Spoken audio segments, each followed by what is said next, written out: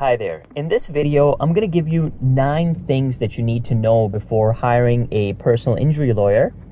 And if you've suffered a personal injury or you believe somebody else should bear somewhere all of the responsibility for it, then you may want to think about hiring a personal injury lawyer.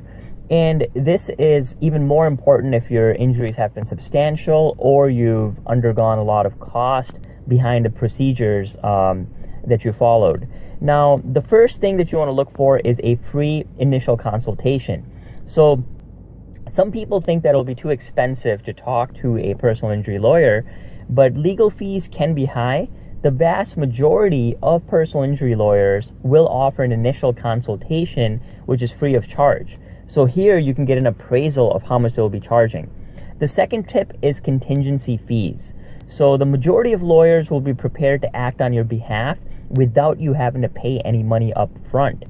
Number 3, the fees can be high, so find out what you'll have to pay before you actually become a client. The fourth tip is to look for expenses. So when your lawyer tells you the fees applicable, this only covers the lawyer's time.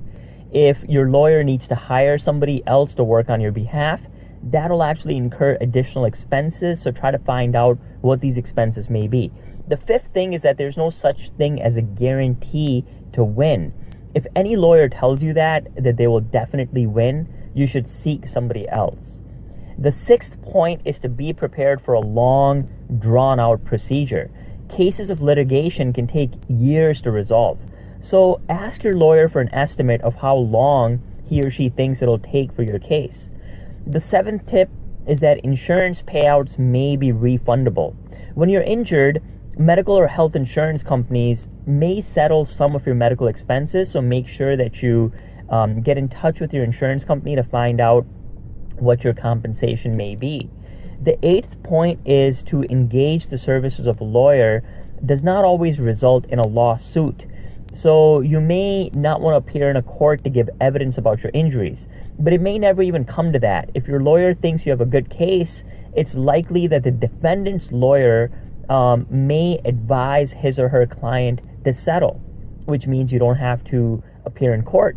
And the ninth tip is that ambulance chasers are a no-no, which means this is an informal term used to describe people who track down those who've been injured and ask to represent them. So if you're being tracked down by a lawyer and asking to be represented by him or her, then it's better to steer clear.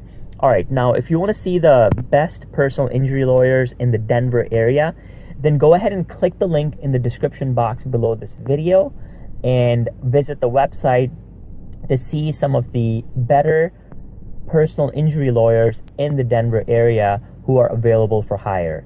Hope you've enjoyed this video, and thanks for watching.